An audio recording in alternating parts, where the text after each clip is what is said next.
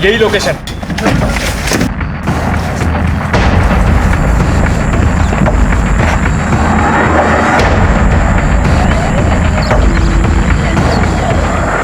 तो दरवाजा।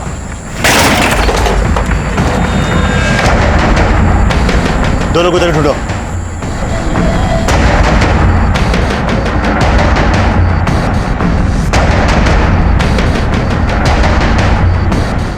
सर अंदर कोई नहीं है। बाहर ढूंढो, आसपास सभी तरफ देखना, बच्चे यहीं की होनी चाहिए। सर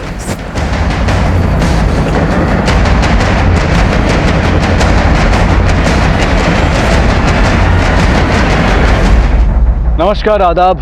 क्राइम पेट्रोल डायल 100 में आप सबका स्वागत है। जब बच्चे किसी अपराध का शिकार होते हैं या नासमझी में उनसे कोई अपराध हो जाता है तो ये दोनों ही स्थितियां काफी सेंसिटिव होती हैं, क्योंकि हम सब ये मानते हैं कि बच्चे परिवार, समाज और हमारे देश का भविष्य होते हैं। ये केस बच्चों के कुछ ऐसे ही चिंताजनक पहलुओं से जुड़ा हुआ था, लेकिन ये बच्चे थे कौन?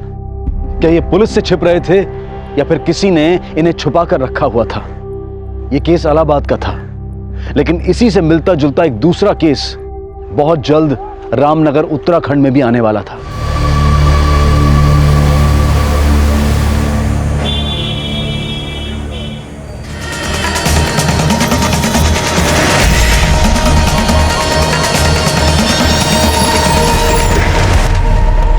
सर, बॉडी एक लकड़ी काटने वाले ने देखी थी। विदेशी महिला की लाश है। चलो पीछे हो जाइए, पीछे हो जाइए। सर, पहचान ना पता चले इसलिए बॉडी को जलाने की कोशिश की गई है, लेकिन बारिश होने के कारण बॉडी पूरी तरह से जली नहीं है। आसपास और कोई क्लू मिला जिससे इसकी कोई पहचान हो सके? नहीं सर, फिलहाल तो कुछ नहीं मिला।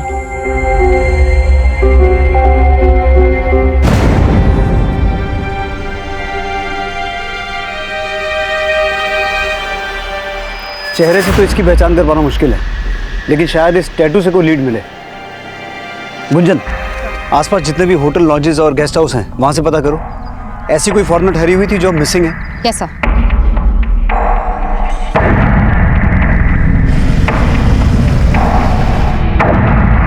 जल्द ही उस अज्ञात महिला की पहचान में जुट गई जिसके विदेशी सैलानी होने का अनुमान लगाया जा रहा था, लेकिन इस वक्त इस महिला की पहचान की कोई लीड नहीं मिल पाई थी और उसकी हत्या का एक केस ऐसे कई और अपराधों से भी जुड़ने वाला था जिसमें इंसानियत की हदें भी पार की जा चुकी थी। खोल लो, खोल, सविता, दरवाजा खोल, अरे खोल ना, अरे।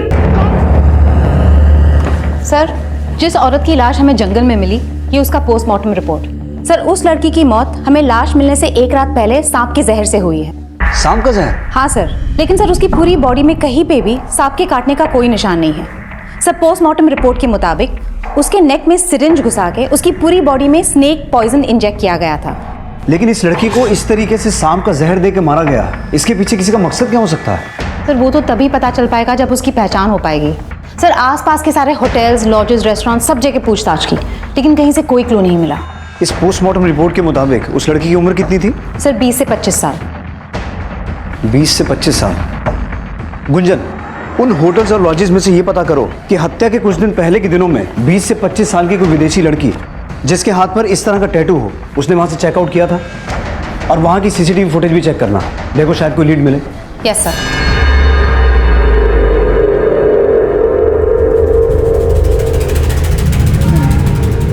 बच्चे जिस माहौल में पलते बढ़ते हैं उनकी सोच और समझ भी वैसे ही बनने लगती है।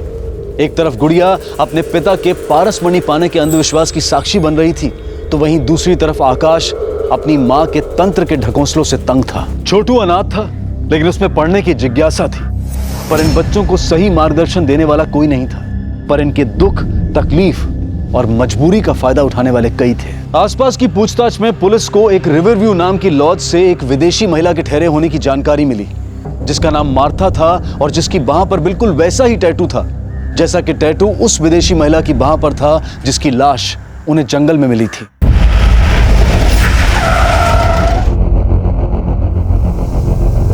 सर, मार्था हमारे यहाँ 15 दिन रुकी थी, तभी उसके हाथ में ये टैटू देखा था। मार्था रहने वाली कहाँ की थी? सर, उसके पासपोर्ट पे यूके का एड्रेस था। दिखाइए।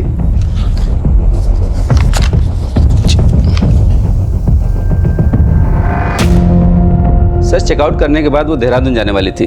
देहरादून की लॉज की बुकिंग भी मैंने ही कराई थी, लेकिन मैंने अभी पता किया मार्था ने उस लॉज में चेक इन किया ही नहीं। सर, हमें जिस लड़की की लाश मिली वो देहरादून हाईवे के पास वाले जंगल से ही मिली थी।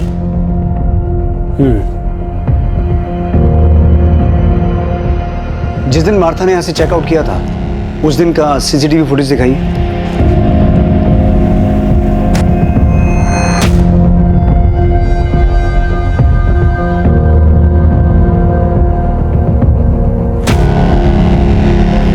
सर, ये टैटू तो बिल्कुल वैसा ही है। सर, हो सकता है यही मार्था हो। आपने कहा यहाँ से चेकआउट के बाद वो देहरादून जाने वाली थी, तो देहरादून जाने के लिए उसने कोई कैब बुक की थी? जी नहीं, यहाँ से उसने कोई कैब बुक नहीं किया था। हो सकता है वो बस से गई हो। कुमार, जिस दिन मार्था ने यहाँ से चेकआउट किया था उस दिन रामनगर से देहरादून जाने वाली सभी बसों और कैब्स की डिटेल्स निकालो, उनके ड्राइवर और कंडक्टर से पूछताछ करो। सर। गुंजन, तुम यूके एम्बेसी में मार्था की डिटेल देकर ये पता लगाने की कोशिश करो कि जब हमें वो लाश मिली थी उसके बाद से मार्था अपने किसी रिलेटिव के टच में थी। इससे हमें ये पता चल जाएगा कि जो डेड बॉडी हमें मिली वो मार्था की थी या किसी और की। Yes sir. आपने कहा कि मार्था आपके यहाँ 15 दिन रुकी थी, उस दौरान उससे कोई मिलने आता था? सर, हमारे लॉज में यूके के और भी गेस्ट रुके हुए हैं, हमने उनको आपस में बात करते हुए देखा था। पुलिस ने जब उन विदेशी पर्यटकों से बातचीत की तो सामने आया कि मार्था उन विदेशी पर्यटकों के देश से तो थी, लेकिन मार्था से उनकी मुलाकात भारत में ही हुई थी। और उनसे की गई पूछताछ से यह संभावना और पुख्ता होने लगी कि जो लाश पुलिस को मिली थी वो मार्था ही होगी। पुलिस हर तरह से उस अपराध का पता लगाने की कोशिश कर रही थी जो मार्था से जुड़ा हो सकता था, लेकिन इस वक्त कोई लीड नहीं थी। और यह सवाल भी उठ रहा था कि अगर एक विदेशी महिला की हत्या लूट और चोरी के इरादे से भी की गई हो तो उसे मारने के लिए उसकी बॉडी में सांप का जहर क्यों इंजेक्ट किया गया, और उसकी बॉडी को जलाने के पीछे अपराधी की क्या मंशा थी। सर, मैंने मार्था की डिटेल्स यूके एम्बेसी में मेल कर दी है। अब अगर वो मार्था ही है तो लॉज के मैनेजर का फोन आया था, वो बोल रहा था उसे स्टाफ से पता चला है कि मार्था के चेकआउट करने के अगले दिन एक बच्चा लॉज में गया था। बच्चा? हाँ सर।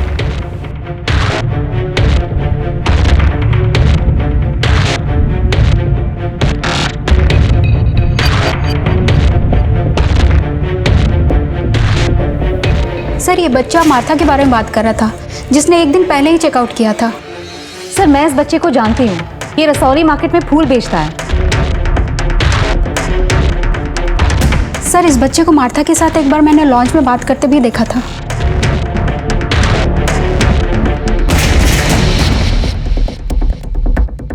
लेकिन सवाल ये उठता है गुंजन कि ये लड़का मार्था के चेकआउट करने के बाद मार्था के बारे में क्या पूछने आया था?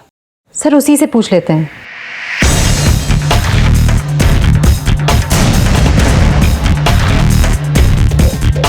बेटा, वो छोटू कहाँ है, वो जो फूल बेचता है? मैडम, छोटू को तो मैंने सुबह से नहीं देखा। कहाँ रहता है वो? मैडम, उसका घर नहीं है, तो गांव में जो मंदिर है ना वहाँ सोता है।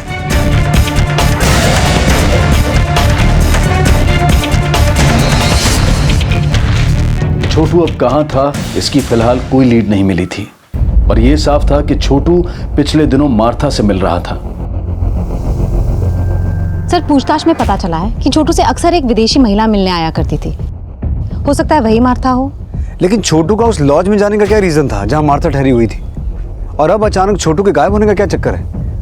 गुंजन, ये छोटू है कौन? सर, छोटू पहले भीख मांगा करता था, लेकिन रेड पड़ने के बाद वो फूल बेचने लग गया। सर, पता चला छोटू की दोस्ती किसी आकाश नाम के लड़के से थी जो पासी के बस्ती में रहता है। हेलो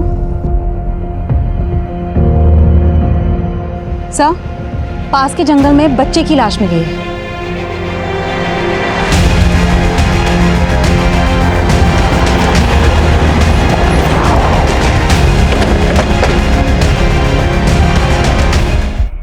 कोई जानता है इस बच्चे को? मैडम, ये भूती माई का बेटा है, आकाश नाम है इसका। आकाश? कुमार, तुमने बताया था छोटू का एक दोस्त था आकाश, ये वही आकाश है? हाँ साहब, छोटू भी इसी बस्ती में रहता है। आकाश और छोटू दोनों दोस्त थे। इसकी माँ कहाँ रहती है?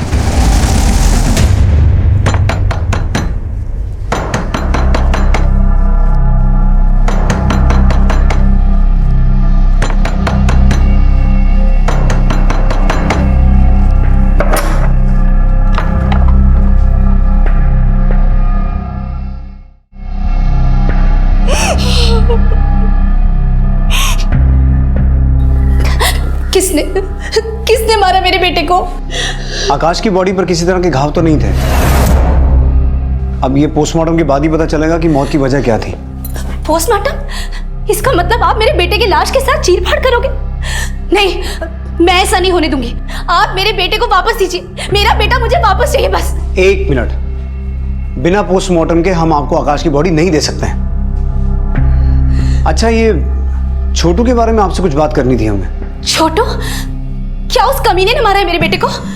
हाँ? हमें छोटू की तलाश है, लेकिन तुम्हें ऐसा क्यों लगता है कि छोटू ने ही आकाश को मारा? साहब, छोटू आकाश से चिढ़ता था। मैंने कई बार आकाश को मना किया सड़क छाप लड़के से मत मिल, पर आकाश मेरी बात नहीं माना। और अब देखिए क्या हो गया।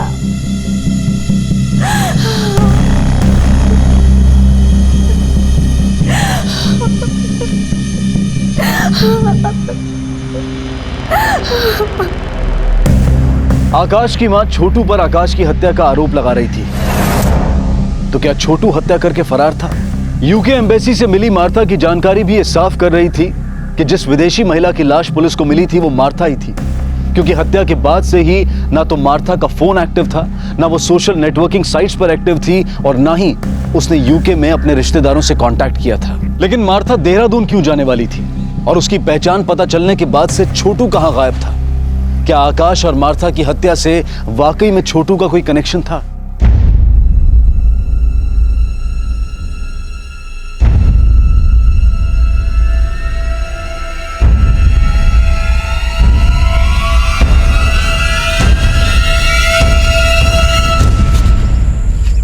पापा आप? सर, मैंने आकाश और छोटू के बारे में सब कुछ पता किया। आकाश और छोटू के बीच में सांप पकड़ने का कंपटीशन होता था, जिसपे बेटिंग भी लगती थी। What? हाँ सर, यही वो सर्प मित्र है जिसने दोनों को सांप पकड़ना सिखाया, और यही उस पे बेटिंग लगवाता था। सर, आकाश के मर्डर के बाद ये सर्प मित्र भी गायब है और उसका फोन भी बंद है। मार्था की बॉडी में स्नेक पॉइजन इंजेक्ट किया गया था, और आकाश की बॉडी पर भी किसी एक्सटर्नल इंजरी के मार्क्स नहीं मिले हैं। हो सकता है आकाश को भी उसी तरीके से मारा गया हो। लेकिन गुंजन, आकाश और मार्था, इन दोनों की मौत का आपस में कोई कनेक्शन है? सर, पूछताछ में तो ये पता चला है कि आकाश और छोटू के बीच में कुछ दिनों से झगड़ा चल रहा था, और छोटू मार्था से मिल रहा था। अब छोटू भी गायब है और सर्प मित्र भी। इस सर्प मित्र को ढूंढो। मुझे लगता है इन हत्याओं में उसका कोई ना कोई कनेक्शन है, इसीलिए ये गायब है। सर। हेलो मैडम, छोटू मिल गया है। आज रसौली मार्केट में फिर से फूल बेचने आया वो। मैडम, जंगल में एक मंदिर है, मैं वहाँ पहले अपनी माँ के साथ रहता था। 2 दिन से वहीं था मैं। वो सर्प मित्र भी तुम्हारे साथ था? नहीं मैडम, वो मेरे साथ नहीं थे। तो फिर कहाँ है वो? मालूम नहीं मैडम, लेकिन उस्ताद ने बोला था वो थोड़े दिन के लिए कहीं बाहर जा रहे हैं। कहाँ? वो पता नहीं मुझे। तुम मार्था को जानते हो? Martha madam? हाँ साहब, बहुत अच्छी है वो, मुझसे फूल खरीदती है। तुम मार्था को उसके लॉज में मिलने गए थे? गया था, पर वो मिली नहीं। कहाँ है मार्था मैडम? मैं उन्हें काफ़ी टाइम से खोज रहा हूँ। क्यों खोज रहे हो? मार्था मैडम हम जैसे फुटपाथ के बच्चों के साथ कोई डॉक्यू फिल्म बना रही थी। उन्होंने कहा था मैं भी टीवी पे आऊँगा, तो मैं इसलिए उन्हें खोज रहा हूँ। छोटू, हमसे कुछ छुपा नहीं रहे हो ना? नहीं साहब। तो तुम्हारा वो उस्ताद कहाँ है, वो सर्प मित्र जो तुमसे और आकाश से सांप पकड़ने का खेल खिलवाता था? साहब बोला ना, मुझे सच में नहीं मालूम। तो आकाश का मर्डर क्यों किया? बोलो, क्यों मारा उसे? क्या आकाश मर गया? साहब ये क्या बोल रहे हो? आकाश की लाश मिली है हमें, और हमें पता चला है कि तुम्हारा उसके साथ झगड़ा हुआ था। तुम्ही ने मारा ना उसे? साहब आकाश दोस्त था मेरा, मैं क्यों मारूंगा उसे? तो फिर किसने मारा? तुम्हारे उस्ताद ने? नहीं साहब, वो तो हमारे गुरु हैं, वो क्यों मारेंगे आकाश को? साहब मुझे तो लगता है आकाश की माँ ने उसके साथ कुछ किया होगा। वो उसके साथ कोई तंत्र वंत्र भी कर रही थी। तंत्र मंत्र? हाँ साहब, मैंने कई बार देखा है। साहब वो मंत्र फूंक के कुछ तो बनाती थी, फिर वो काढ़ा आकाश को पिलाती थी, ले पी। इसी वजह से आकाश अपनी माँ को बिल्कुल नहीं पसंद करता था। वो उसे ज़बरदस्ती रोज़ वो काढ़ा पिलाती थी। लेकिन वो पिलाती क्या थी? साहब ये तो पता नहीं, लेकिन जब से आकाश वो काढ़ा पीने लगा था वो एकदम गुस्सैल सा हो गया था।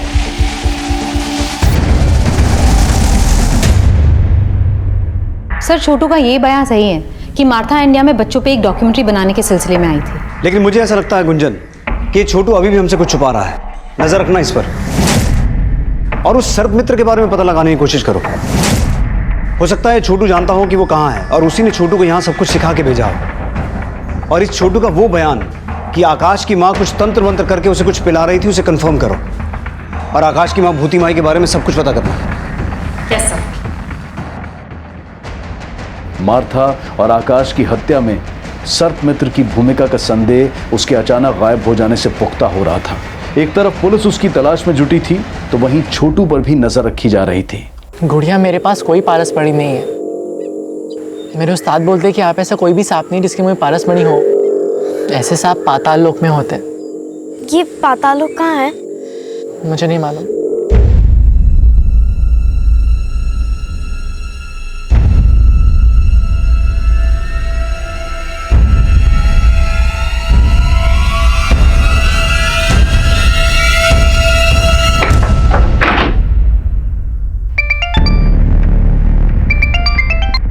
हेलो मैडम, आकाश की माँ ने शवगृह से आकाश की बॉडी चुराने की कोशिश की है। उसे थाने लेके आ। मैं अपने बेटे का पोस्टमार्टम नहीं होने दूंगी। मुझे मेरे बेटे की लाश दे दो। इसीलिए उसका पोस्टमार्टम नहीं होने देना चाहती क्योंकि तूने उसे कुछ पिला के मारा है। मैंने कुछ नहीं किया साहब। बॉडी चुराने की कोशिश तो की, और हमने सुना है तो उसके साथ कुछ तंत्र मंत्र करती थी। हाँ करती थी, लेकिन उसे बचाने के लिए। उसमें कोई बुरा साया था। कैसा बुरा साया? उसकी कुंडली में खराबी थी। किसी ज्योतिषी ने कहा था कि वो अल्प आयु है। मैं तंत्र से उसकी नियति को बदलना चाहती थी, लेकिन नहीं बदल पाई। मैंने अपने बेटे को नहीं मारा। मुझे मेरे बेटे की लाश दे दो बस। लेकिन अब तो तेरा बेटा मर चुका है, उसकी लाश लेके क्या करेगी तू? उसे जिंदा करूंगी। क्या? हाँ, तंत्र में बहुत ताकत होती है और मैं ऐसा तंत्र जानती हूँ जिससे मुर्दे को भी जिंदा कर सकती हूँ। आकाश की मां जो दावा कर रही थी वो उसके अंधविश्वास की मूर्खता ही थी या फिर वो झूठी दलील देकर अपने अपराध को छिपाने की कोशिश कर रही थी? आकाश की पोस्टमार्टम रिपोर्ट से यह बात साफ हो गई कि आकाश की हत्या भी जहर इंजेक्ट करके ही की गई थी, जिस तरह से मार्था को मारा गया था। और जब पुलिस ने आकाश के घर की छानबीन की, पूरा घर छान मारो।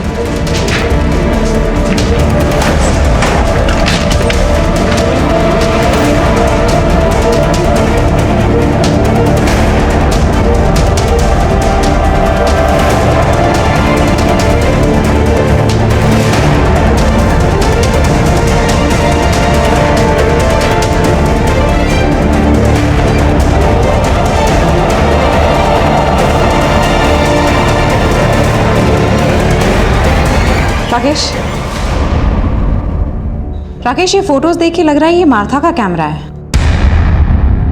वहां से एक विदेशी कैमरा बरामद हुआ जो कि मार्था का था और उस कैमरे में कुछ ऐसे फोटोग्राफ्स मिले जिनमें आकाश की मां के साथ एक ऐसा शख्स था जो मार्था को जानता था। सर भूति के कमरे में स्नेक पॉइजन रिलेटेड कोई भी क्लू नहीं मिला, लेकिन ये कैमरा मिला है। ये मार्था का कैमरा है और उसमें काफी सारे फोटोज क्लिक्ड है जिसमें भूति इस आदमी के साथ है। सर इस आदमी का नाम आनंद है। ये टूरिस्ट गाइड है और रिवरव्यू लॉज के सीसीटीवी कैमरा के फुटेज में ये भी मार्था से मिलते हुए देखा गया है।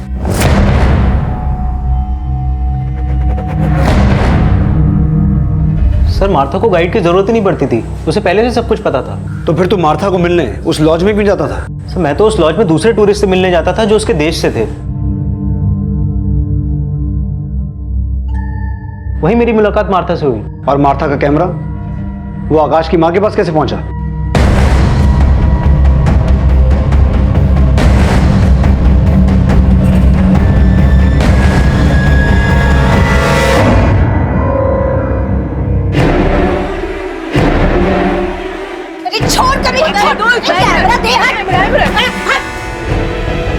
उसने जबरदस्ती हमारी फोटो खींची थी, इसलिए मैंने उसका कैमरा छीना था। लेकिन इस आनंद के साथ क्या रिश्ता है तुम्हारा? वो सर एक्चुअली मेरा और भूति का अफेयर है। हाँ, मेरा आनंद के साथ चक्कर है। मेरा मर्द मर चुका है। अगर मैं आनंद को पसंद करती हूँ तो इसमें गलत क्या है? वो गलत नहीं है, लेकिन अपना राज छुपाने के लिए तुमने जो मार्था को मारा है वो गलत है। ये आप लोग क्या बोल रहे हो? कभी कहते हो कि मैंने अपने बेटे को मार दिया, कभी कहते हो कि उस फिरंगी को मार दिया। मैं क्या शक्ल से आप लोग को खूनी लगती हूँ? वो जहर और सिरिंज कहाँ है जिनसे उनको मारा? कौन सा जहर, कौन सा सिरिंज? मैंने किसी को नहीं मारा। सर ये विदेशी तो मेरे लिए भगवान है। इनकी वजह से मेरे जैसे गाइड का पेट पलता है। भला इतनी छोटी सी बात के लिए मैं मार्था को क्यों मारूंगा? सर मैं तो खुद शर्मिंदा था, इसलिए मैंने मार्था से माफी भी मांगी थी भूति के लिए। सब भूति बहुत खड़ूस औरत है। मेरा इतना मना करने के बाद भी उसने वो कैमरा वापस नहीं किया उसका। इसने मेरी पारसमणि चुराई है। पारसमणि नहीं चुराई उसने। पारसमणि सर, जिस सुबह मार्था ने रिवरव्यू लॉ से चेकआउट किया था, उस सुबह आनंद मार्था के देश के दूसरे लोगों के साथ खिताली में था। उन्होंने एलिबाई कंफर्म की है। आनंद उनके साथ देर रात तक था। आकाश की माँ भूति माई की एलिबाई भी कंफर्म करो। हो सकता है मार्था के मर्डर में उसका हाथ हो। हेलो। हाँ मैडम, छोटू को गांव के एक आदमी ने बहुत मारा है। मैडम उससे बार बार सर्प मित्र और उस पारसमणि के बारे में पूछ रहा है। पारसमणि? कौन है वो आदमी? पराग नाम है मैडम उसका। उसकी एक बेटी है गुड़िया, जो हमेशा उस छोटू से मिलती रहती है। सर उस सर्प मित्र की इंफॉर्मेशन मिली है। तू उन लोगों पे नजर रख, मैं बाद में बात करती हूँ। सर जोगीपुर में एक सपेरों की बस्ती है। सर इस वक्त वो जोगीपुर गांव में है।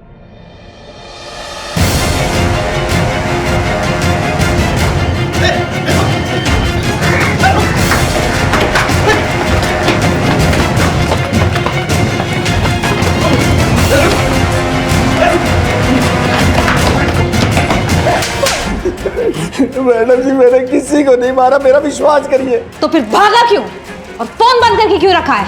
वो तो मैं पराग के डर से भाग गया था। एकदम पागल आदमी है मैडम जी। उसे वहम हो गया था कि मेरे आकाश के पास कोई पारसमणि है। इसके लिए उसने हम लोगों को बहुत परेशान किया मैडम जी। मुझे सांप दे। पागल है क्या? सांप दे इधर। मैंने कहा मुझे सांप दे। मुझे सांप चाहिए। ये पागल क्या कर रहा है ये? मुझे सांप चाहिए, मुझे सांप चाहिए। इसके मुंह में पारसमणि है। किसने बोला तुमको कि इसके मुंह में पारसमणि है? कहीं तूने तो इसके मुंह से पारसमणि नहीं चुरा ली? मुझे सांप चाहिए, मुझे सांप दे। मुझे सांप। क्या कर रहे हो? अगर तूने मुझे ये सांप नहीं दिया और मुझे पारसमणि नहीं मिली तो मैं पुलिस में जाके ये बता दूंगा कि तू छोटू और आकाश से सांप पकड़वाने का जुआ खिलाता है। मैडम जी वो मुझे जेल न करा दे, इसलिए मैं भाग गया था। सर्प मित्र बंसी अपने बयान पर कायम रहा कि उसने ना मार्था की हत्या की थी और ना ही आकाश की।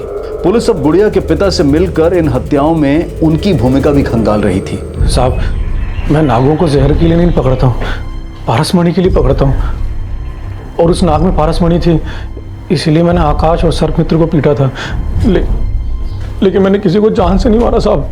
मैडम जी, पराग किसी को नहीं मार सकता। उसकी दिमागी हालत ठीक नहीं है। उसे तो बस इतना ही लगता था कि वो सांप के मुंह से पारसमणि निकाल सकता है। लेकिन उसे ऐसा क्यों लगता है? एक बार उसने सपने में देखा था कि सांप के मुंह में पारसमणि है। फिर एक साधु ने पैसे ऐंठकर 4 मंत्र दे दिए और कहा कि अगर ये मंत्र पढ़ेगा तो वो पारसमणि निकाल सकता है सांप के मुंह से। इस चक्कर में जान जोखिम में डालकर वो सांप को पकड़ने की कोशिश कर रहा था। वो उसे जहर वहर निकालने नहीं आता था मैडम जी। मैंने छोटू को भी पारसमणि के लिए पीटा था। मुझे लगता था कि वो आकाश से पारसमणि छीनकर उसे मारकर भाग गया है। चलो माना कि पारसमणि के लिए उसने छोटू को पीटा, लेकिन तुमने भी तो छोटू को थप्पड़ मारा था। वो मेरी गुड़िया को बहका रहा था, इसीलिए मैंने मारा, नहीं तो।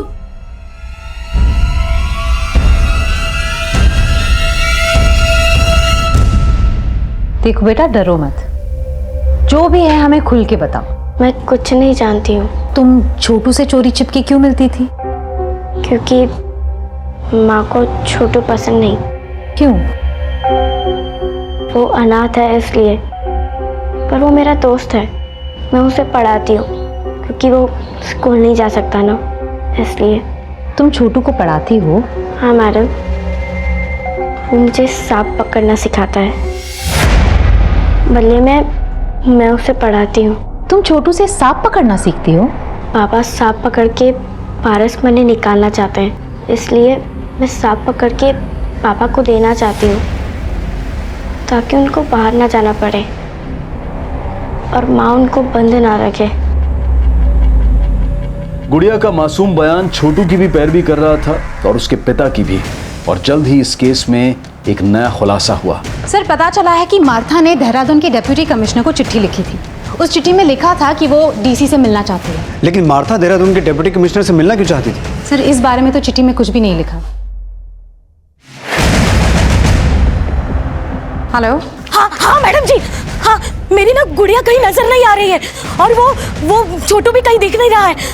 जरूर वो लड़का मेरी लड़की को कहीं ले गया है।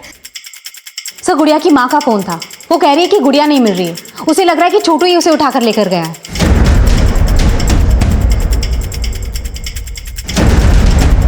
इस बार छोटू ही नहीं, उसके साथ गुड़िया भी गायब थी।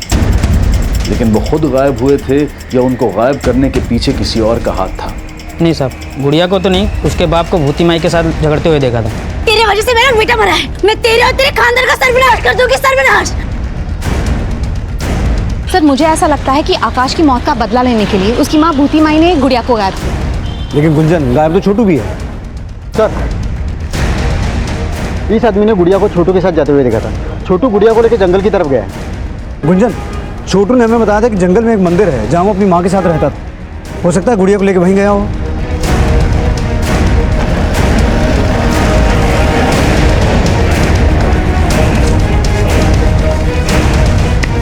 सब तरफ चेक करो। सर, यहाँ पे आइए।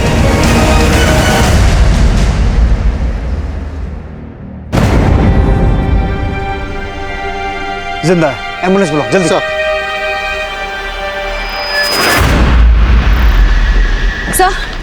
सर, गुड़िया कहीं नहीं मिल रही। गुड़िया को आखिरी बार छोटू के साथ देखा गया था।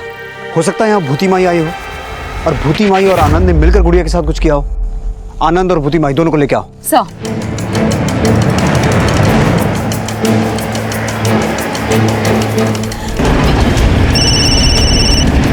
हाँ बोलो कुमार। सर, आनंद के घर पे ताला लगा है और उसका फोन भी बंद आ रहा है। ना मैंने गुड़िया और छोटू को कुछ किया है, ना मुझे पता है कि आनंद कहाँ है। सर, आनंद को अपनी कार से गांव की बाहर की तरफ जाते हुए देखा गया था। Let's go. एक तरफ छोटू के होश में आने का इंतजार किया जा रहा था, लेकिन गुड़िया कहाँ थी? इस केस में अब भी कुछ और खुलासे होने बाकी थे।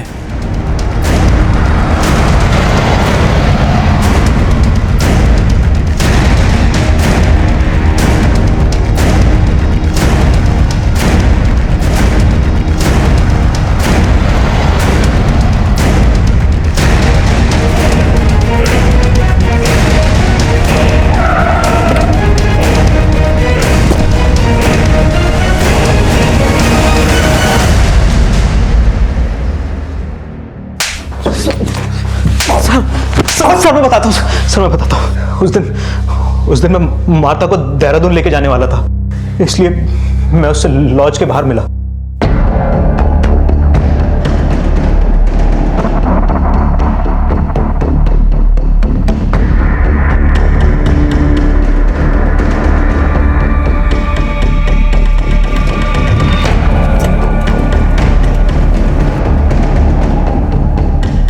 यहाँ क्यों रोका? अभी बताता हूँ तुझे। वो मुझे एक्सपोज करने वाली थी, इसलिए मैंने उसे मार दिया। ऐसा क्या एक्सपोज करने वाली थी? मैडम, मैं अनाथ हूँ, गरीबी से परेशान था, खूब सारे पैसे कमाना चाहता था मैं। फिर एक दिन आनंद मुझे मिला और उसने बोला कि अगर मैं उन फिरंगी लोगों के साथ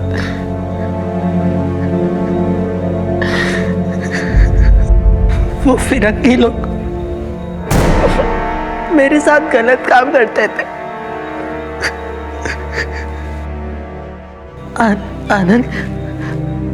आनंद मुझे इसके लिए पैसे दिया करता था। और आकाश को क्यों मारा? तू उससे भी ये सब करवाता था? नहीं सर, आकाश से नहीं, लेकिन सर आकाश को पता चल गया था कि मैं छोटू से ये सब करवाता था। आकाश कॉलेज छोड़ पागल हो गया क्या? तूने मेरे माँ को पागल किया, मैं कुछ नहीं कर पाया, पर तूने छोटू के साथ किया, वो बहुत बुरा किया। इसके लिए मैं तुझे छोड़ूंगा नहीं, पुलिस में दे दूंगा तुझे मैं।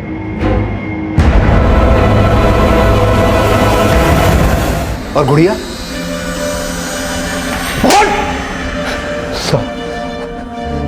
साहब, गुड़िया को एक फिरंगी ने पसंद कर लिया था, इसलिए मैंने गुड़िया को। गुड़िया मुझसे जंगल में सांप पकड़ना सीखती थी और बदले में मुझे पढ़ाती थी, लेकिन आनंद जब उस दिन वहां आया,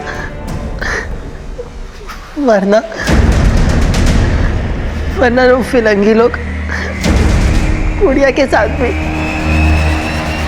कहाँ है गुड़िया? कहाँ है गुड़िया?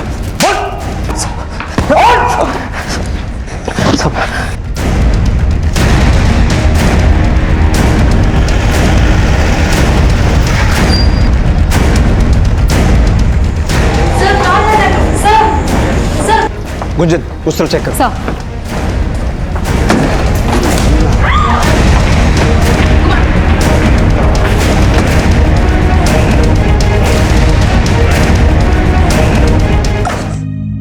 आनंद के चौंकाने वाले खुलासे के बाद गुड़िया और छोटू समेत कई और बच्चों के शारीरिक और मानसिक शोषण के इस अभद्र और अमानवीय अपराध का पर्दाफाश हुआ। इस केस से पहले सामने आया इलाहाबाद का केस भी ऐसे ही घिनौने अपराध से जुड़ा था। बच्चों के शोषण से जुड़े इस मामले के खिलाफ विदेशी मूल की मार्था ने बहुत पहले ही ये मुहिम छेड़नी चाहिए थी, लेकिन उसकी हत्या करके उसकी इस मुहिम को दबाने की कोशिश की गई। लेकिन मार्था का यह जज्बा एक उदाहरण पेश करता है कि सच्चाई और मानवता के लिए लड़ने वाले सरहदें नहीं, बल्कि इंसान और इंसानियत के उस सूत्र को रेखांकित करते हैं जो किसी देश या व्यक्ति विशेष के लिए नहीं, बल्कि पूरे विश्व के लिए जरूरी है। देखते हैं हमारे आज के एपिसोड की दूसरी कहानी। तब लगा कि इससे बुरा कुछ हो ही नहीं सकता, लेकिन उसके बाद जो हुआ वो नहीं, जो हो गया सो हो गया। अब उसके बारे में नहीं सोचूंगी मैं। अब तो मैं मुंबई आ गई, यहाँ कुछ बुरा नहीं होगा, यहाँ सब अच्छा ही होगा मेरे साथ। मुंबई सपनों का शहर, इतनी उम्मीदों के साथ आई थी मैं यहाँ मुंबई में। तब सोचा भी नहीं था कि यहाँ रहना कितना मुश्किल होगा, और उससे भी मुश्किल होगा।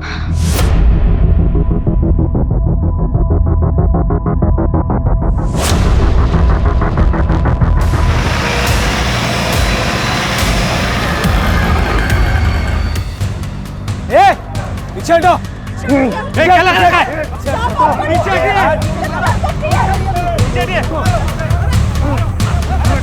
हटो। पीछे हटो।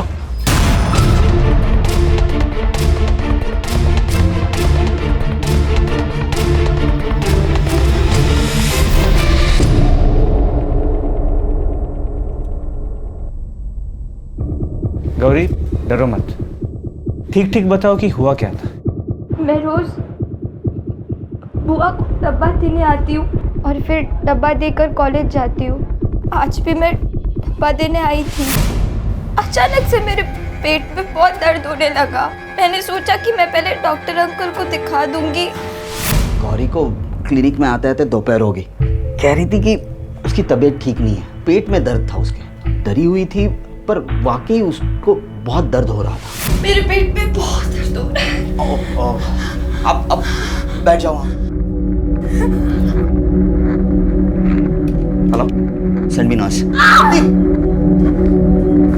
गौरी, गौरी, अरे मैंने उसे बुलाने की कोशिश की पर वो रुकी नहीं। वैसे डॉक्टर अंकल अच्छे से बात करते हैं मुझसे, वो मुझसे पढ़ाई के बारे में भी पूछते हैं और आज तो वो मुझे अपनी बेटी की बुक्स देने वाले थे। मेरे पेट में बहुत दर्द हो रहा है। ओह, पेट में दर्द हो रहा है?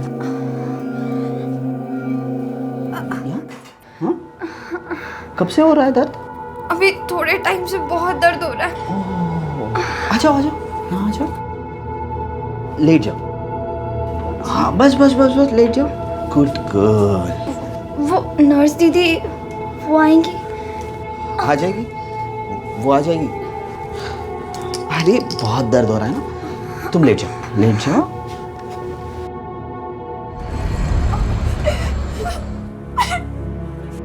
साहब मुझे इसी हालत में मिली थी, मैं समझ गई थी कि कुछ ऐसा वैसा हुआ। जब मैंने इसे पूछा तो उसने ये सब बताया। क्या किया तुमने गौरी के साथ? हाँ? मैं पूछ रहा हूँ क्या किया तूने? एक बच्ची का बाप होकर ऐसा गंदा काम करता है तू? मारो इसे पकड़ के। हाथ मत लगाओ। क्या कर? मारो इसे।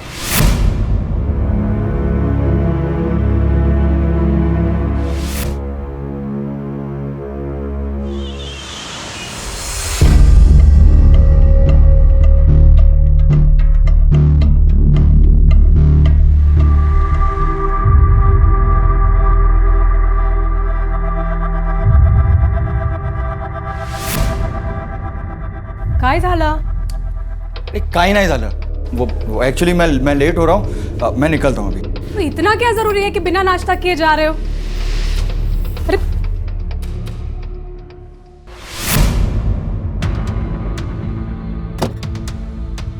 सर, अस्पताल के स्टाफ से पूछताछ किया और वहाँ के सीसीटीवी कैमरा के फुटेज को भी चेक किया। सर फुटेज में कुछ खास हाथ नहीं लगा, लेकिन हाँ गौरी अस्पताल से निकलते हुए नजर आ रही है। उसका हाथ उसके पेट पे था और वो बहुत धीरे धीरे चल रही थी। स्टाफ से पूछताछ में कुछ कंक्लूसिव नहीं मिला, सब मिक्स्ड बातें बता रहे हैं। सर डॉक्टर शिरीष बहुत अच्छे हैं, वो सबकी बहुत हेल्प करते हैं। अगर वो नहीं होते तो शायद आज मैं डॉक्टर भी नहीं बन पाती। वो ऐसा कर ही नहीं सकते, इम्पॉसिबल है सर। इतना अच्छा कोई होता है क्या? मतलब सर कुछ लोग अपनी अच्छाई को ज़्यादा ही दिखाते हैं ताकि अपनी बुराई को छिपा सके। उन्हीं में से है ये डॉक्टर। मात्रे इससे तो कुछ भी क्लियर नहीं हो रहा। जब तक कोई सब्सटेंशियल इन्फॉर्मेशन नहीं मिल जाती उसको अरेस्ट नहीं कर सकते। जी सर, पर ये डॉक्टर शिरीष काफ़ी वेल कनेक्टेड भी है। मैंने इसका बैकग्राउंड चेक किया, शहर के टॉप अस्पतालों से जुड़ा हुआ था। फिर 6 साल पहले इसने खुद का नर्सिंग होम खोला, बड़े लोगों तक पहुँच है इसकी। इस केस को काफ़ी होशियारी से डील करना होगा। कोई एक्शन नहीं ले सकते जब तक कुछ सबूत ना। इस गौरी का बैकग्राउंड चेक करो ताकि ये गौरी साटम की medical report.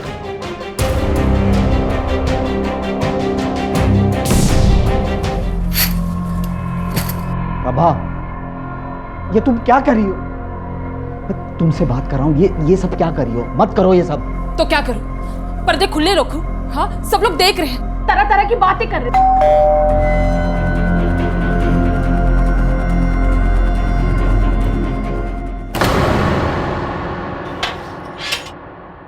Doctor Shirish, you are under arrest. क्या? सर मैंने आपको हमारे साथ चलना होगा। अरे नहीं, इन्होंने कुछ नहीं किया, प्लीज छोड़ दीजिए, छोड़ दीजिए। शिरीष, शिरीष।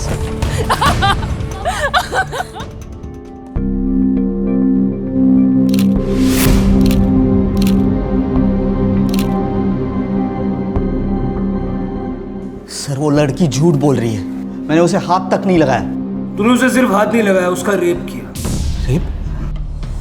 ये देख मेडिकल रिपोर्ट। तू तो डॉक्टर है ना, पढ़ ले। सर पर ये मैंने नहीं किया। लेकिन गौरी तो तेरा ही नाम ले रही है। वो झूठ क्यों बोल रही है यही नहीं समझ में आ रहा है सर। सर कुछ तो गड़बड़ है, मुझे फंसाया जा रहा है। कौन फंसाएगा? किसी से कोई दुश्मनी है? गौरी तेरा ही नाम क्यों लेगी? हिमा। सर गौरी की एक बुआ है हिमा, वो ये सब कर सकती है। वो जो तुम्हारे हॉस्पिटल में आया है वो? हाँ सर, 4 दिनों पहले उसे मैंने निकाल दिया था काम से। लेकिन जब गौरी के साथ ये सब हुआ तो वो वहाँ मौजूद थी। नोटिस पीरियड पे है सर, बहुत गुस्सा आया था उसे। गलती हो गई, सॉरी बोल रही हूँ ना सर, आगे से ऐसा नहीं होगा सर। ये सब तुम पहले भी बता चुके हो मुझे। सर सच्ची मैंने कुछ नहीं किया सर। झूठ मत बोलो, मुझे आर्ग्यूमेंट नहीं चाहिए।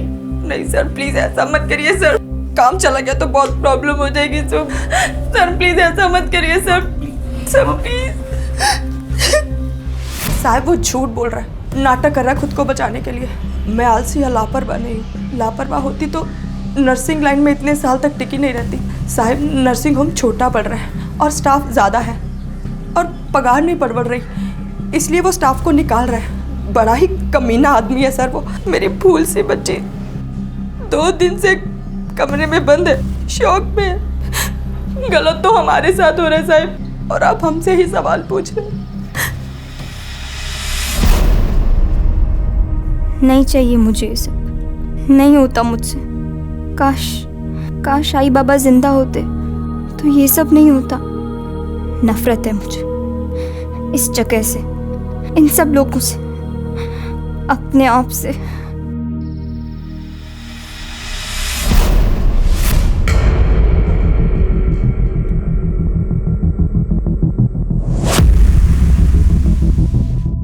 चल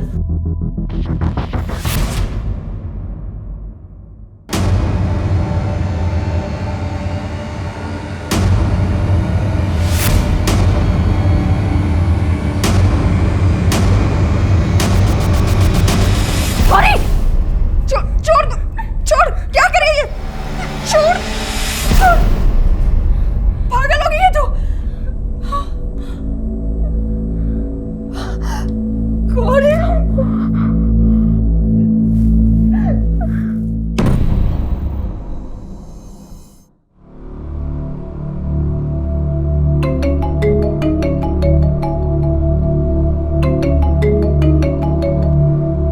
हाँ मंत्र सर, एक तरफ ये शिरीष हर बात को नकार रहा है और यहाँ है माँ। ऊपर से मेडिकल रिपोर्ट में हमें कोई सीमेंट के ट्रेसेस भी नहीं मिले जिसे हम मैच कर सके। कई रेप केसेस में ऐसा होता है, इसीलिए कुछ प्रूव कर पाना मुश्किल होता है। लेकिन हमें शिरीष के खिलाफ वाटर टाइट केस बनाना होगा। सर उसने ऑलरेडी बेल की एप्लीकेशन रजिस्टर कर दी है। मोस्टली बेल मिल भी सकती है क्यों, रेपुटेशन अच्छी है, पास्ट रिकॉर्ड भी क्लीन होगा। जरा इस शिरीष के बारे में पूछताछ करो, अगर कुछ मिल गया तो ये केस पुख्ता हो जाएगा। जी सर। चलो, ये डॉक्टर शिरीष की पुराने पेशेंट्स की लिस्ट, इनसे पूछताछ करो, डिटेल्स निकालो। मूव। हेलो, क्या? कहाँ? सर आप उस लड़की को अभी के अभी अरेस्ट कीजिए। बाप रेपिस्ट और बेटी पागल, ऐसे कोई मारता है? वो भी अपने ही दोस्त को। एक मिनट, तुम्हारा नाम क्या है? अदिति। अदिति, अब साफ साफ बताओ कि हुआ क्या था। हम लोग कॉलेज से घर आ रहे थे। अब तो डॉक्टर के पास जाना भी डेंजरस है बॉस। जाने देना प्रिया।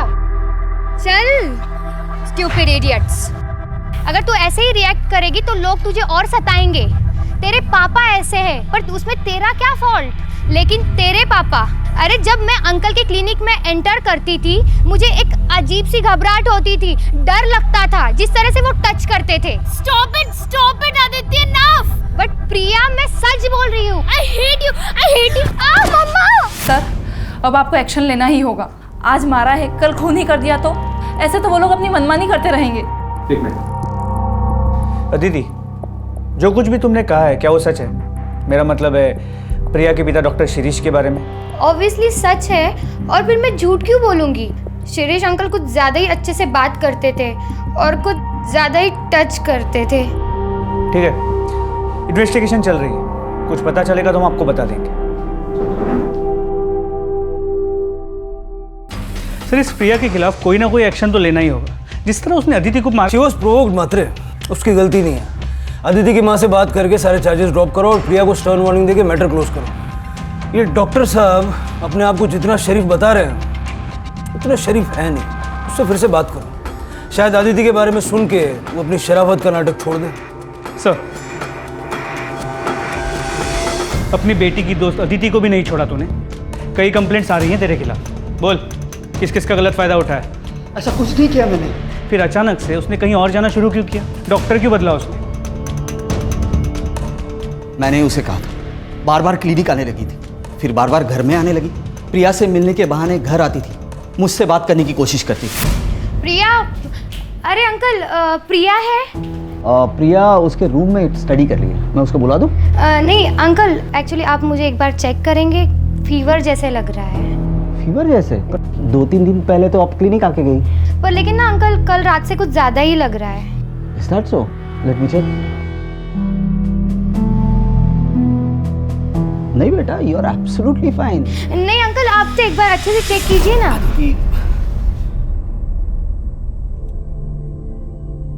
देखो अदिति बेटा, आई कैन अंडरस्टैंड, इस उम्र में ऐसा होता है, अपने से ओल्डर उम्र की आदमी की तरफ अट्रैक्शन होता है, खासकर तुम्हारी सिचुएशन में। पर बेटा यू हैव टू स्टॉप, आप बार बार क्लिनिक या घर में नहीं आ सकते। मैं कहाँ बार बार आती हूँ? आई डोंट, ऐसा कुछ है ही नहीं तो।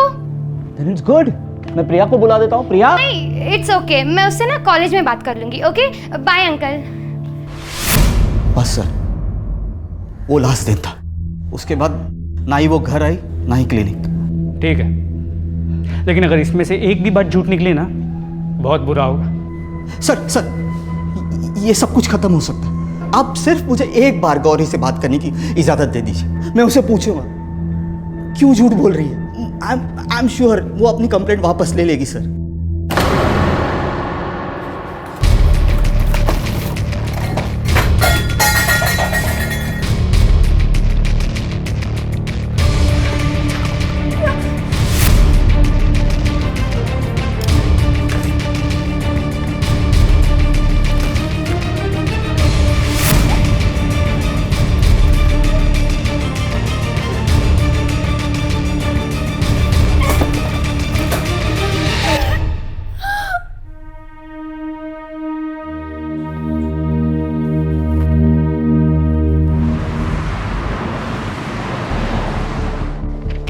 टेबल पर रख। सर, डॉक्टर शिरीष अपनी वही बात दोहरा रहा है। 3rd डिग्री के बाद भी? जी सर, और बिना किसी डीएनए एविडेंस या कोई पुख्ता सबूत के उसकी बात को पूरी तरह झुठला भी नहीं सकते। आई नो, ठीक है, तुम कोशिश करते रहो। लड़की ने पूरे होशो आवाज में सीधा एक्यूज किया, मैटर सीरियस भी है और सेंसिटिव भी, और गौरी नाबालिग है तो पॉक्सो भी लागू होगा। मात्र एक काम करो, शिरीष की सारी हिस्ट्री चेक करो, कुछ ना कुछ तो मिलेगा, और गौरी का बैकग्राउंड भी चेक करो। गौरी का? हो सकता है गौरी झूठ बोल रही हो, किसी और के डर से या किसी और को बचाने के लिए। ये एंगल भी चेक करना पड़ेगा। मात्र किसी बेगुनाह को सजा नहीं होनी चाहिए। तो फैमिली ने कुछ बताया? उसकी फैमिली तो खुद डिप्रेस्ड है, क्रिमिनल क्राइम तो कर देता है, लेकिन ये नहीं सोचता कि इसका उसके अपने परिवार पे क्या असर होगा, खास करके ऐसे मामलों में। कल तक जो एक रेप्यूटेड डॉक्टर का परिवार था, वो आज सारी दुनिया से मुंह छुपा के बैठा है।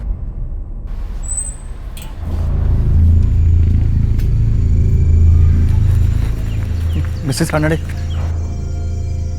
मुझे आपसे जरूरी बात करनी। मैं मिसेस रानडे नहीं हूँ। अरे प्रभा जी, एक मिनट सुन तो लीजिए, मैं क्या कहना चाह रहा हूँ। मुझे आपसे कोई बात नहीं करनी और मेरा इन सबसे कोई लेना देना नहीं है। अरे प्रभा जी भाई जी जल्दी, मुझे बहुत जरूरी बात करनी है। प्रभा जी, अरे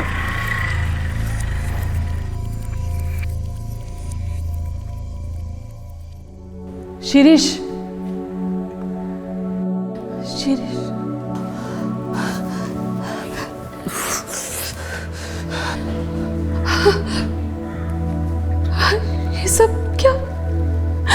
ये सब कब तक चलेगा? ये लोग क्यों तुम्हारे पीछे पड़े हैं? मुझे कुछ समझ में नहीं आ रहा। शिरीष, लेकिन कोई तो सॉल्यूशन होगा, कोई तो रास्ता होगा। मुझे कुछ समझ में नहीं आ रहा प्रभा। लोग गौरी, अब ये प्रिया की दोस्त, कुछ समझ में नहीं आ रहा कुछ। Shirish, calm down. लेकिन एक रास्ता है।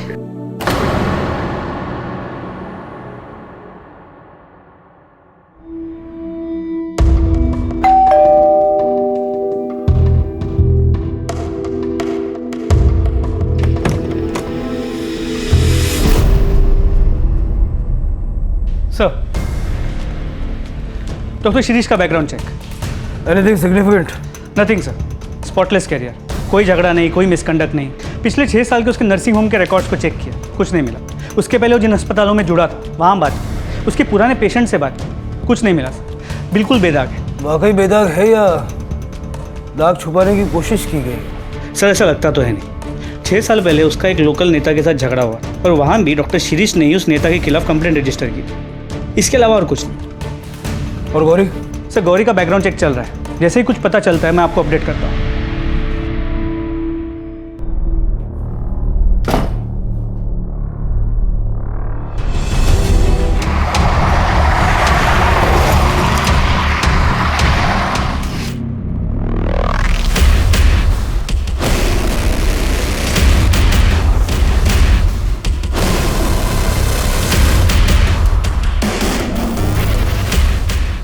ये फोन किसका है?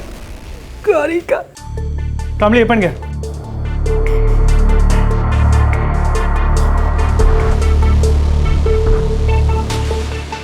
सॉरी, मैंने झूठ बोला। आपने हमेशा मेरी हेल्प की, कभी मेरे साथ कुछ गलत नहीं किया, लेकिन मैंने आपके बारे में झूठ बोला। अब मुझसे सहन नहीं होता। मैंने जो भी किया उसके लिए सॉरी। गौरी ने सुसाइड से पहले ये मैसेज भेजा डॉक्टर शिरीष के नंबर पे, जो फ़ोन हमारी कस्टडी में है। मात्र शौक में होने के बावजूद गौरी ने बहुत क्लियरली शिरीष पे रेप का इल्जाम लगाया था। वही लड़की अचानक सुसाइड। आपको लगता है कि ये सुसाइड स्टेज्ड है? सच पे पर्दा डालने के लिए, क्योंकि अगर वाकई शिरीष बेगुनाह है और किसी ने गौरी को उसका नाम लेने के लिए मजबूर किया है तो आगे चल के गौरी उसके लिए खतरा बन सकती है। सर उल्टा भी तो हो सकता है। हो सकता है डॉक्टर शिरीष गुनहगार हो और उसने अपने आप को बचाने के लिए गौरी को मरवा दिया और फिर गौरी के फ़ोन से मैसेज भिजवा दिया। मात्र ये सुसाइड है या नहीं, ये जाने बिना आगे बढ़ना मुश्किल होगा। पता चल जाएगा सर। गौरी की पोस्टमार्टम रिपोर्ट जल्दी ही आ जाएगी।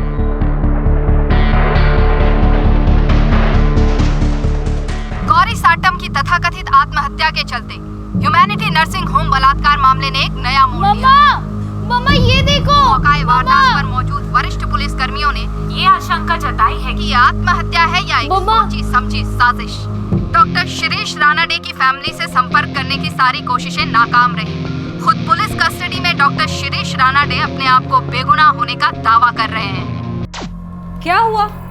अरे मैं देख रही हूँ ना टीवी। प्रॉब्लम क्या है तुमको? प्रॉब्लम क्या है? ये प्रॉब्लम जो इतना जोर जोर से चला के रखती हो। वहाँ हॉस्पिटल में सारे पेशेंट्स और घर पर तुम। 2 मिनट चैन की सांसें तो लेने दो। 1 मिनट। काय झाला काय तुम्हाला? मैं रोज देख रही हूँ तुम्हारा चक्कर वक्कर चल रहा है ना किसी के साथ। सच बताओ। हमारे साथ बात करना ही बेकार है। Leave it. सर, गौरी की पोस्टमार्टम रिपोर्ट। उसकी मौत 1:30 और 2 के बीच हुई है और वो मैसेज 2:15 को भेजा गया है। उसके बॉडी पे स्ट्रगल के निशान है, मतलब उसने अपने आप को बचाने की कोशिश भी की थी। सर ये तो क्लियर मर्डर है। मतलब गौरी को मारने के बाद उसके फ़ोन से वो मैसेज भेजा गया। तुम्हारा अंदाज़ा सही था।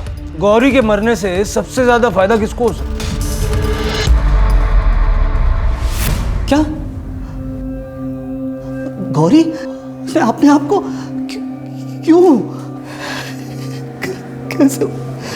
कैसे हुआ सर ये सब?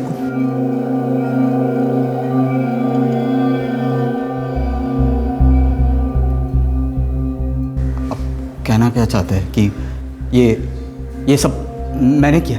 हमने तो अभी कुछ कहा ही नहीं। वैसे तू एक बात से तो इनकार नहीं कर सकता कि गौरी की मौत से सबसे ज्यादा फायदा तुझे होगा, क्योंकि उसके भेजे हुए एसएमएस से तेरे सर पे लगा हुआ इल्जाम हट जाएगा। लेकिन बदकिस्मती से वो मैसेज गौरी के मरने के बाद भेजा गया था। उसको मारने वाले ने उसके मोबाइल से वो मैसेज भेजा था। अब सवाल ये उठता है कि गौरी को मारने वाला तुझे क्यों बचाना चाहेगा? ये मुझे कैसे मालूम सर?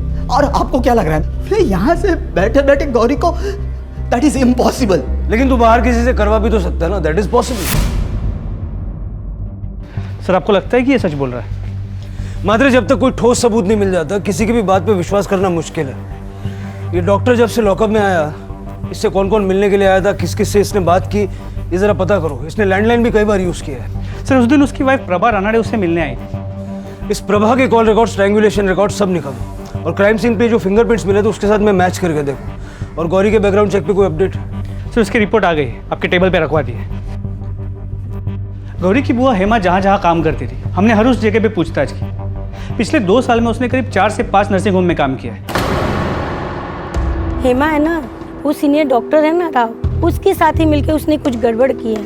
मामले को तो बिल्कुल दबा दिया गया। वो है ना, थोड़े दिन के बाद काम छोड़ के चली गई। पता नहीं फिर क्या हुआ। पागल हो गए थे डॉक्टर साहब उस लड़की के पीछे। अचानक से हेमा भी गायब और वो लड़की भी। पूरे देवदास हो गए थे डॉक्टर साहब। स्ट्रेंज। कहीं ऐसा तो नहीं कि जिसे हम अब तक विक्टिम मान के चल रहे थे उसकी असलियत कुछ और ही है? ये जो 2 डॉक्टर्स के बारे में बात की, इनसे बात करो। इनसे पूछो कि ये सब रूमर्स है या वाकई इसमें कोई सच्चाई भी है। सर वो बच्ची नहीं थी सर। डोंट नो कि उसकी क्या प्रॉब्लम थी। वो खुद ही नर्सिंग होम आती थी। वो क्या नाम है उसकी आंटी हेमा से मिलने के लिए। वो अचानक मुझे एक्यूज़ करने लगी और कहने लगी कि मैंने उसे मोलेस्ट किया है। सर मेरी फैमिली है, we are respected people. Sir Hema ने तमाशा खड़ा कर दिया, कहने लगे कि ये मैटर मैं पुलिस में लेके जाऊंगी। मैंने सीधे उसे नौकरी से निकाल दिया। मैंने उसे कहा कि तूने जो उखाड़ना है उखाड़, जब मैंने कुछ गलत काम किया ही नहीं तो मैं डरूं क्यों। तो क्या हुआ? कुछ भी नहीं, ब्लडी ठग्स, चली गई ना।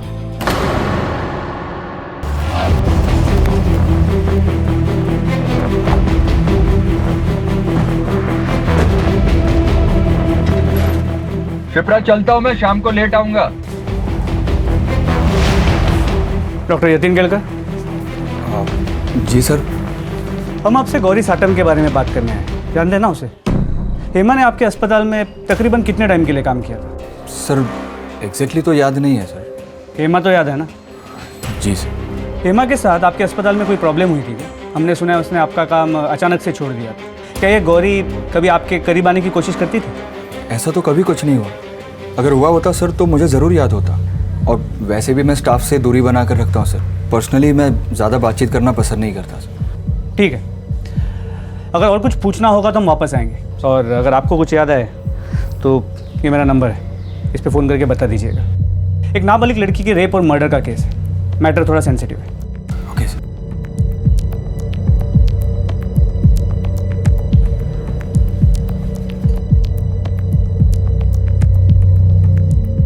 पुलिस क्यों आई थी यहाँ पे?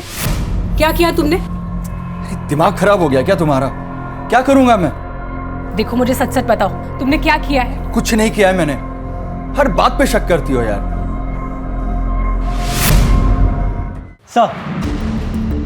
सर ये प्रभा रानाडे के कॉल रिकॉर्ड्स हैं।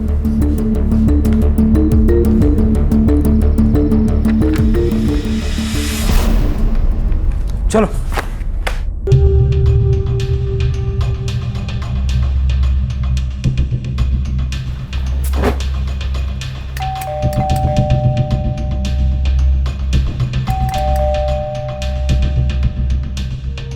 काकड़ी देखो जरा। डॉक्टर शिरीष रानाडे की फैमिली से संपर्क करने की सारी कोशिशें नाकाम। अंदर टीवी चल रहा है, आवाज़ आ रही है, लेकिन सब खिड़कियां दरवाजे बंद है, कुछ दिखाई नहीं दे रहा। Mrs Ranade, Mrs Ranade, police है, खोलिए दरवाजा। मिसेस रानडे, प्रिया।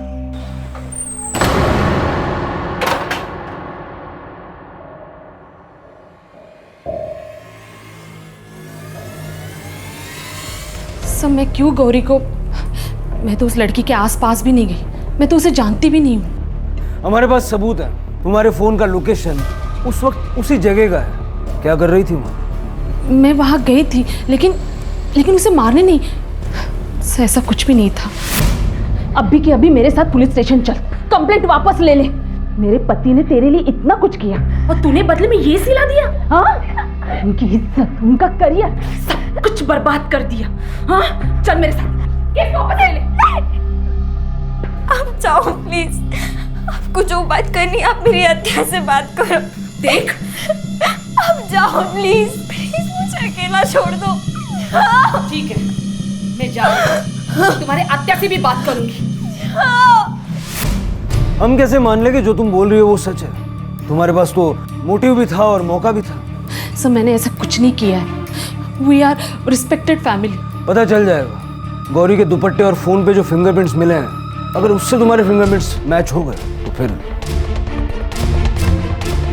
सर मैं जब वहाँ से निकली थी तब मैंने वहाँ एक आदमी को जाते हुए देखा, उसके घर की तरफ। कौन था वो आदमी? जानती हो उसे? नहीं सर, मैं उसे जानती नहीं हूँ, लेकिन एक दिन वो आदमी मेरा पीछा कर रहा था। सर वही बता सकता है मेरे जाने के बाद गौरी जिंदा थी या नहीं। उसका चेहरा याद है? ऑफ कोर्स सर, याद है। एक बार उसने रास्ते में मुझे रोककर मेरे से बात करने की कोशिश की थी। हाँ सर, मैं यहाँ गौरी के गांव पहुँच गया हूँ। उसके घर के आसपास पूछताछ करके देखता हूँ कि उसकी किसी के साथ कोई दुश्मनी या कोई और एंगल सामने आता है क्या। जी सर, मैं आपको इमीडिएटली अपडेट करूँगा। Okay sir. हाँ साहब, वो मेरे बाजू में ही रहती थी।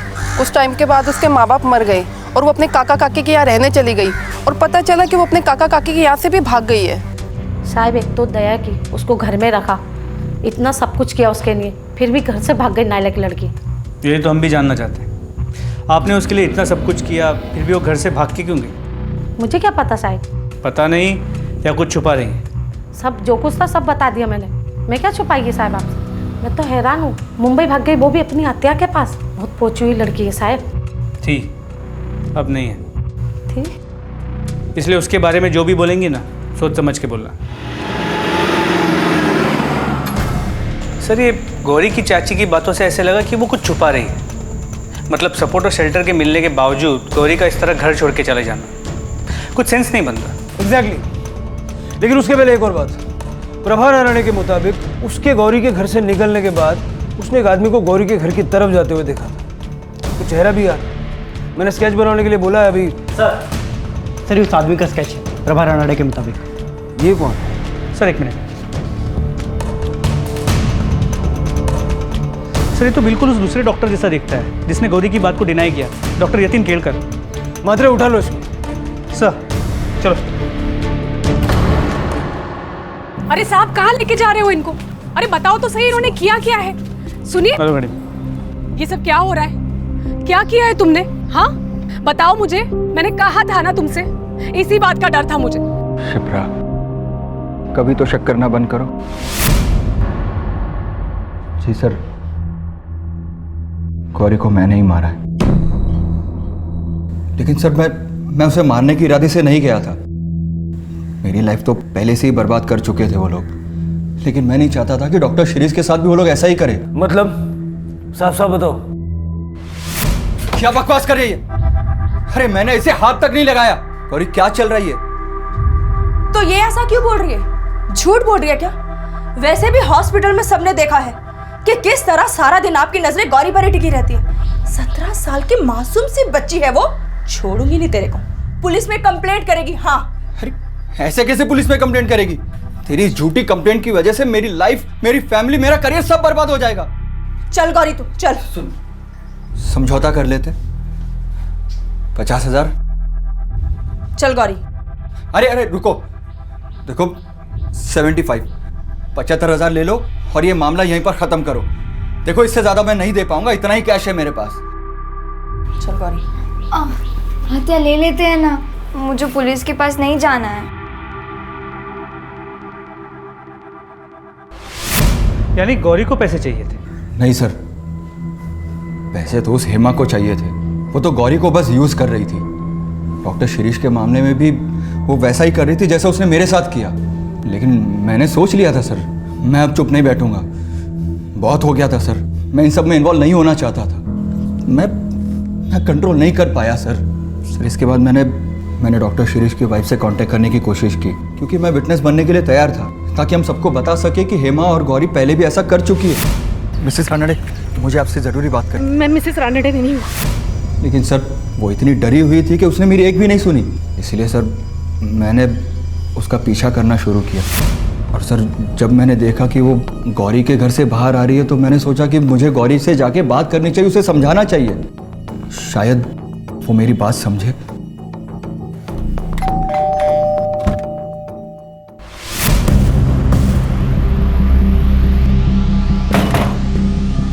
आप आते नहीं है, आप बाद में आना। बहुत हो गया अभी तुम लोगों का। ध्यान से मेरी बात सुन, चुपचाप ये केस वापस ले ले। बर्बाद करके रख दिया तुम लोगों ने उस इंसान को।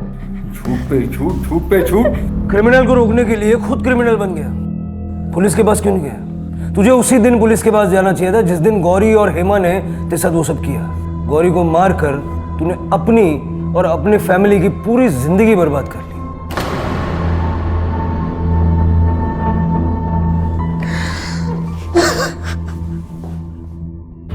मतलब इस सब की मास्टरमाइंड हेमा है।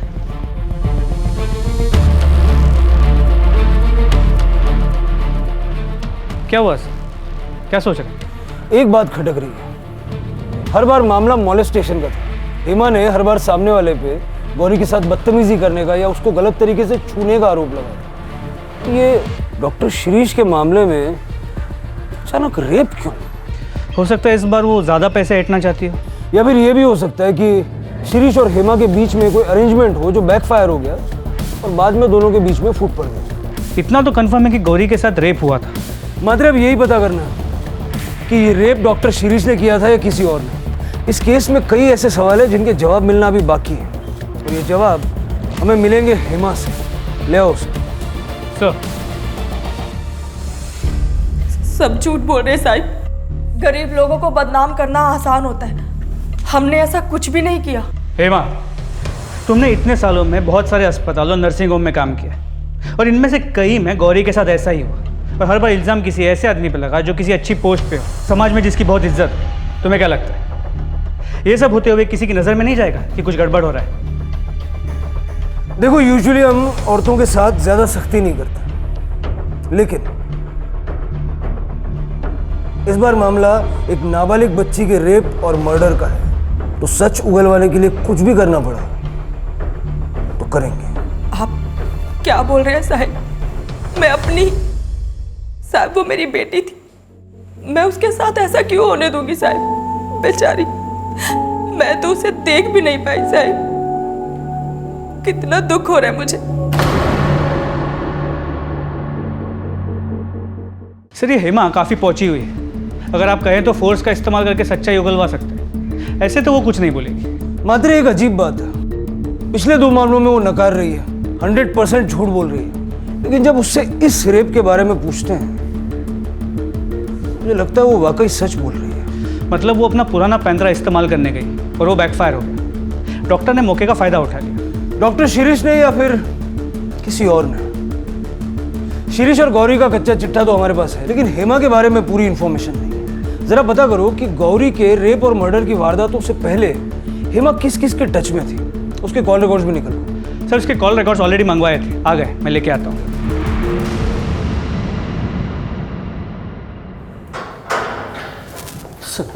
सर, कुछ पता चला? इसे देख, इनमें से कोई नाम जान पहचान का लगता है क्या? ध्यान से पढ़। ये सर, ये नाम, ये नेता है। इसके खिलाफ मैंने 5-6 साल पहले कंप्लेंट की थी। क्यों? वही चक्कर सर, एक्सटॉर्शन। जब मैंने नया नर्सिंग होम खोला था तब ये पैसे मांगने आए थे। लो यहाँ से। पहले ही तुम्हारे खिलाफ पुलिस में कंप्लेंट कर चुका हूं मैं। यहाँ आसपास दिखाई भी दिए तो अंदर करवा दूंगा, समझे? चलो चलो। हाथ नहीं लगाने का। छोड़ूंगा नहीं तुझे, मैं छोड़ूंगा नहीं। सर, सही कह रहे, मैंने रिपोर्ट चेक किए थे। और लोग वोट क्यों नहीं देंगे? क्या हुआ, हमने 8 साल में सड़क का काम पूरा किया है। लोगों को काम याद दिलाओ, 8 साल नहीं, ठीक है? साहब, वो पुलिस आई है। पुलिस? बाहर रुकने को बोलो। हमारा बाहर रुकने का वक्त खत्म और तेरा अंदर जाने का वक्त शुरू। क्या नाम है तेरा? क्या रही है सब? और बिना परमिशन अंदर कैसे आए? कंप्लेंट कर दूंगा तुम सबकी। चलो निकलो बाहर यहाँ से। बहुत पछताओगे तुम लोग। जानते नहीं किससे बात कर रहे हो तुम। 1 सेकंड में सस्पेंड करवा दूंगा, 1 सेकंड में। अब समझ में आया कौन हूं? तेरी पार्टनर ने सारा सच उगल दिया है, हेमा।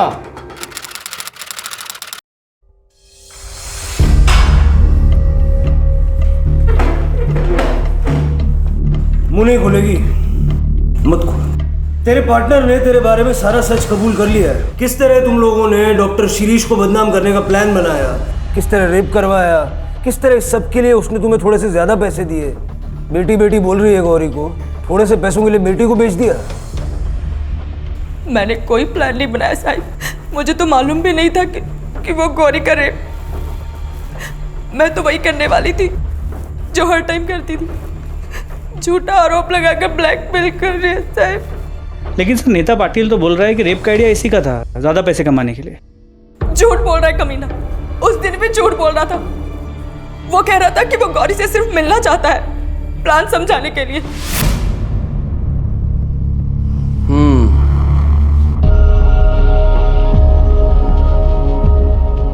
तो ये है वो, कर पाएगी ये?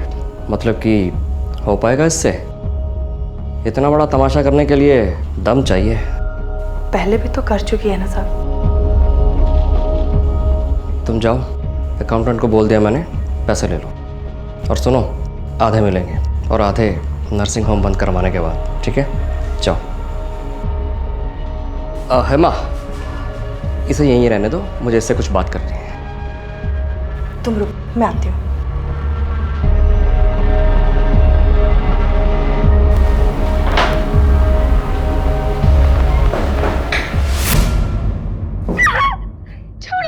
गौरी, रुक जाओ, रुक जाओ, नहीं जान देगी। मैं कह रही हूँ मुझे अंदर जाने दो। नहीं जान देगी। मैं कह रही हूँ गौरी, छोड़ो मुझे। नहीं छोड़ेगी।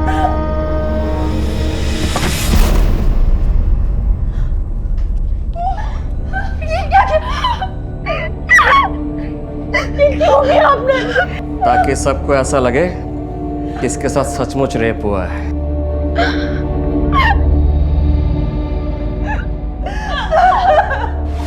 कुछ समझ ही नहीं आया साहब, मतलब मैं क्या करती?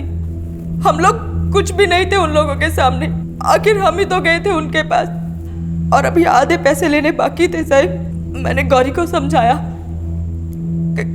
कपड़े बदलकर उसे हॉस्पिटल आने को कहा। मेरे पेट में बहुत दर्द हो रहा है। मैं नर्स दीदी को बुलाता हूँ। नर्स को भेजो मेरे केबिन में जल्दी। मुझे नहीं पता था साहब कि गौरी के साथ ऐसा हो जाएगा।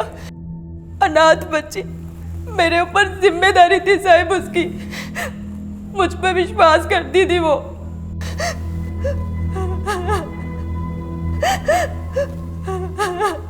क्या हुआ था गांव में? बेच दिया उसे। उसके काका काकी ने पैसे लेकर एक बड़ी उम्र के लड़के के साथ शादी करवा दी उसकी।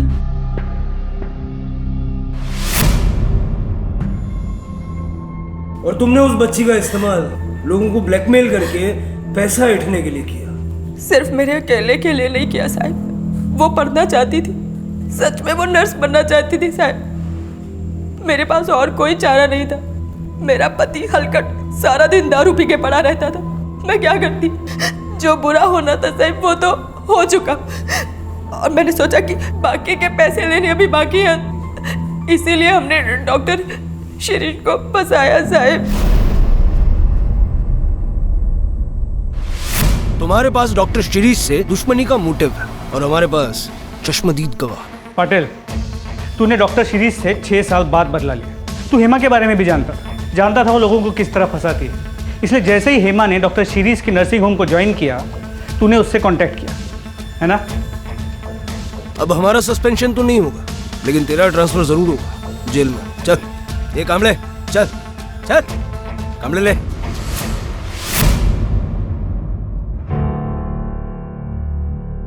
डॉक्टर शिरीष,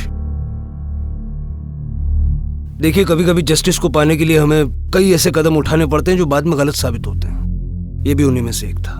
जो कुछ आपके साथ हुआ उसे तो हम बदल नहीं सकते, but we apologise. That's okay sir. आप लोग अपना काम कर रहे थे, मेरी भी बेटी है। कल उसके साथ कुछ ऐसा ही हो जाता है तो मैं आपसे यही उम्मीद करूंगा कि आप अपना फर्ज निभाएं।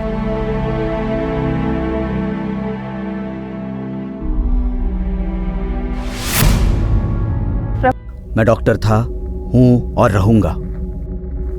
आज भी मेरे पेशेंट्स की भलाई मेरे लिए ज्यादा मायने रखती है। लाइफ में आए इस मुश्किल दौर को मैं अपने आप पर हावी नहीं होने दूंगा। मेरे अतीत को मेरी पहचान नहीं बनने दूंगा। जो हुआ उसके चलते ना मुझ में नफरत पैदा होगी, ना डर, ना निराशा। मैं पहले की ही तरह लोगों की मदद करूंगा, उन्हें सहारा दूंगा, ताकि फिर कभी किसी और के साथ वो ना हो जो मेरे साथ हुआ, मेरे परिवार के साथ हुआ, और खासकर वो जो गौरी के साथ हुआ। इस तरह के और भी एपिसोड देखने के लिए हमारे चैनल को सब्सक्राइब करें और बेल आइकन दबाना ना भूलें।